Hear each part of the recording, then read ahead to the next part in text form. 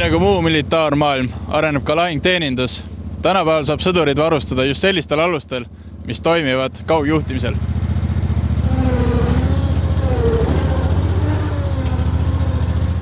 Kuperjaanolaste tagalarühm testib käimasoleval kevadtormil innovaatilist lahendust lahingteeninduseks, kasutades sõdurite varustamiseks UGV-sid ehk mehitamata maismaasõidukeid. Masinate abil viiakse lahinguväljale kõike vajalikku, alates kütusest kuni joogiveeni.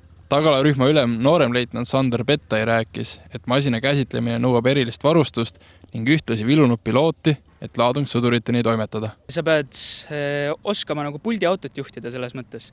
Pead opereerima osata masinat, seda ka remontida.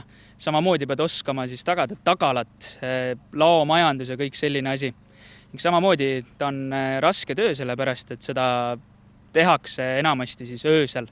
Ehk siis peab olema unetu hing. UGV tugevus on kaugjuhitavus. Lahingteenindus saab tagatud ka ilma, et sõdur peaks masina läheduses kaasa liikuma. Samuti on see võrreldes veoautoga väiksem sihtmärk, mida maastikul tabada. Leitnant Jaak Kalja sõnul tähendab innovatsioon teisisõnu inimelude säästmist.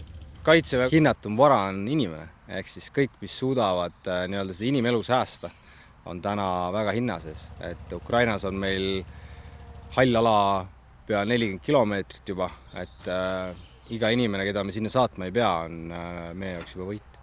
Kaitsevägi testib kevadtormil UGV-sid koostöös mitme eraettevõttega. Leitnant Kalja leiab, et selline partnerlus on kasulik mõlemale osapoolele.